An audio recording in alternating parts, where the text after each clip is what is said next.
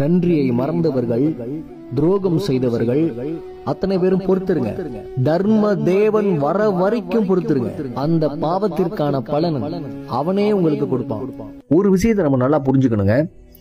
உண்மையாகவே நம்ம மீது அன்பு வச்சிருக்கிறவங்க யாரு, உண்மையாகவே நம்ம மீது அக்கறை வச்சிருக்கிறவங்க யாருங்கிறத நல்லா நம்ம புரிஞ்சுக்கணும். அப்படி புரிஞ்சுக்கலன்னு வச்சுங்களேன், இந்த மாதிரி குட்டையை குழப்புற வீணா போனவனுங்க வந்து நம்ம குடும்பத்துல ஊருவாங்க. பூந்து அக்கறை கட்டுற மாதிரி, அன்பு கட்டுற மாதிரி ஒரு மிகப்பெரிய பிரச்சனையை கொண்டு வந்து நம்ம விட்டு போயிடுவாங்க. கொஞ்சமாவது சோறு போட்டவங்களுக்கு, நம்ம கஷ்ட காலத்துல இருந்தவங்களுக்கு, நம்ம கஷ்ட காலத்துல இருக்கும் போதும் சோறு போட்டவங்களுக்கும் நன்றியா இருக்கணுங்க. அது பெத்தவங்களா இருந்தாலும் சரி, வளர்த்தவங்களா இருந்தாலும் சரி, யாரா இருந்தாலும் சரி, அந்த நன்றியை முதல் நினைச்சு பார்க்கணும்.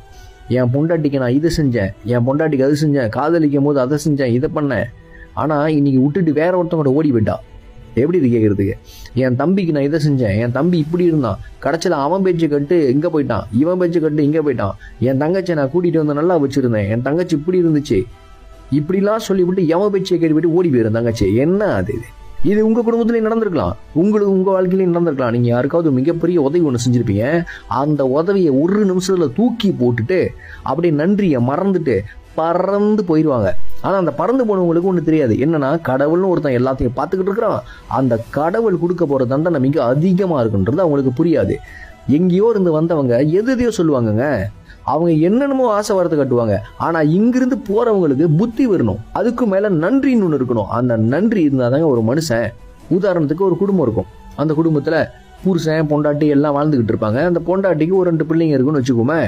எங்கேயோ இருந்து ஒருத்தன் வருவாங்க, வந்துட்டு வேலை செய்யற இடத்துக்கு போயிட்டு இல்லைன்னா ஃபோன்லயோ இல்லை எதுலையா பார்த்துட்டு, ஹாய் நீங்கள் அழகா இருக்கீங்க, எப்படி இருக்கீங்க, நல்லா இருக்கீங்களா, ஐயோ இப்படி அப்படி நீங்களாம் நானா இல்லை அப்படி இப்படிலாம் பேசி மண்டையை கழுவி அந்த பொண்ணுக்கு வந்து பிள்ளை இருக்கும், அதை கூட சிந்திக்காம கூட்டிக்கிட்டு ஓடிடுவானுங்க. இவ்வளவு ஒரு கேவலமான ஜென்மம் படைச்சவனுங்க. எத்தனையோ ஆண்கள் வந்து நொந்துகிட்டு அழுகுறாங்க தெரியுங்களா. அந்த ஆடியோஸ்லாம் என்கிட்ட இருக்கு, ஆனால் நொந்துகிட்டு அழுகுறாங்க.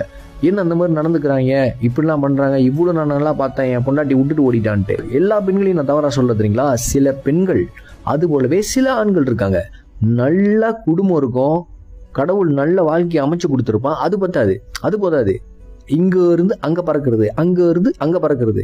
இந்த மாதிரி இடம் விட்டு இடம் தாவி என்னத்தை நம்ம சாதிக்க போறோம்? நேர்மையா இருங்க. அந்த நேர்மையில வந்து நன்றியை நிறைய வச்சுங்க. தியாகங்கள் இருக்கணும், நன்றி இருக்கணும், தியாகம் இருக்கணும். தியாகம் இருக்கிறது தாங்க வாழ்க்கை, சுயநலம் இல்ல. சுயநலத்தோடு வாழ்றது வாழ்க்கையே கிடையாது. அந்த சுயநலம் இருக்கிறதுனாலதான் கொஞ்சம் கூட யோசிக்காம இருந்த குடும்பத்தை விட்டுட்டு பறந்து போறதும், இருக்கிற வாழ்க்கையை விட்டுட்டு இங்க இருந்து வரைஞ்சு ஓடி போறதும் வேற ஆள் கூட. இந்த மாதிரி கேவலமான செயல்கள்லாம் நடந்துகிட்டே இருக்கு. கடவுள்னு ஒருத்தர் இருக்கான், தர்மம்னு ஒண்ணு இருக்கு. அவங்க செய்யற துரோகத்துக்கு, அவங்க செய்யற நன்றி இல்லாத செயலுக்கு நிச்சயமாக தண்டனை ஒரு நாள் தர்மம் கொடுக்குங்க. தர்மம்னு ஒண்ணு இருக்கு, அந்த தர்மம் ஒரு நாள் வென்றே தீரும். நன்றியை மறந்தவர்கள், துரோகம் செய்தவர்கள் அத்தனை பேரும் பொறுத்துருங்க. தர்ம தேவன் வர வரைக்கும் பொறுத்துருங்க. அந்த பாவத்திற்கான பலன் அவனே உங்களுக்கு கொடுப்பான்.